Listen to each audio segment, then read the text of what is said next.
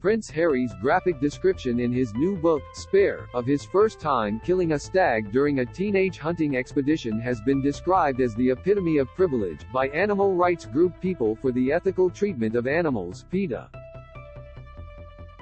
Harry gave a detailed account of shooting the stag on Queen Elizabeth II's Balmoral estate in Scotland as a 15-year-old, which included a blood ritual where his face was pushed inside the deer's carcass.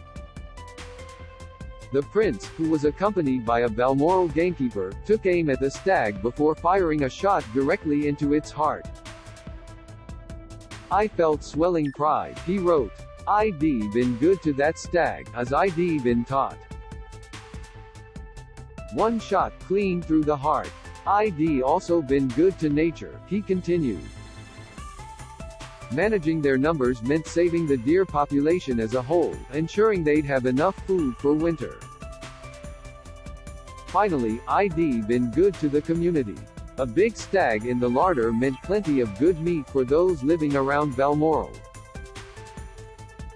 The royal also described the graphic ritual of having his face pushed into the dead carcass, writing, "I couldn't smell anything, because I couldn't breathe.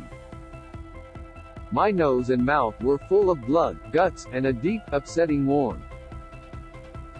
This is not the only reference to blood sports in Spare. Harry references hunting weekends in the English countryside as well as a partridge shoot in Spain with Prince William. Reflecting that many of his formative moments revolved around killing and death, he described the royal family as a death cult. The graphic stag anecdote has prompted a rebuke from PETA, which has previously commented on the prince and animal welfare. Speaking of Harry's graphic stag hunting account, PETA Vice President of Programs Elisa Allen told Newsweek, "Prince Harry meant well, but killing the stag was the epitome of privilege, according supremacy to one living, feeling being over another, as the stag's life was considered expendable for a hunter's amusement. The animal whose life he casually took was not solitary. The stag, too, had a family and wished to remain part of it. All animals have a desire to live, love, and be left in peace," she concluded, and we hope Harry will now use his influence to help save wildlife who simply try to eke out an existence in a world in which humans are ever encroaching. In 2022, PETA condemned Harry's decision to attend a Texan rodeo, something the organization has taken a clear stand against in the interest of the welfare of the horses and steers used for entertainment purposes. "Prince Harry should feel embarrassed contrite for attending a wretched rodeo," a tweet from the organization's official Twitter account read at the time. Royals are often mocked for being out of touch. Harry's good on many issues, Meghan's better on most. We hope to remind him that there's no excuse for supporting animal abuse. In 2018, the Indian branch of PETA presented Harry and Meghan with a joint wedding present of a rescued cow which was cared for by the organization in Maharashtra.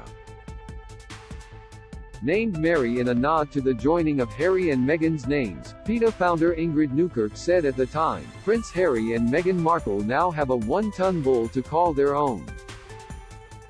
Rescuing Mary is an ideal wedding present for a couple who want their day celebrated with charitable works and contributions.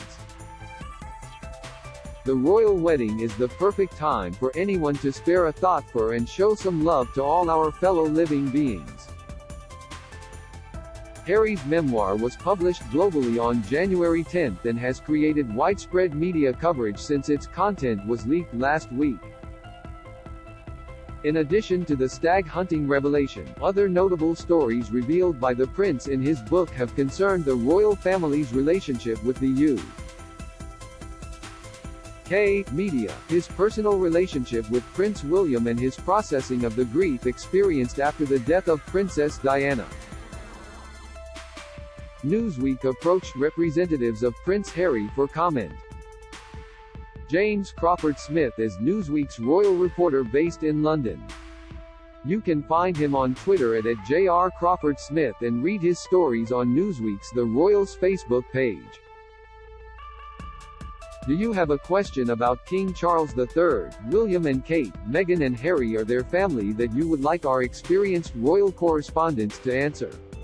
Email royals@newsweek.com. We'd love to hear from you.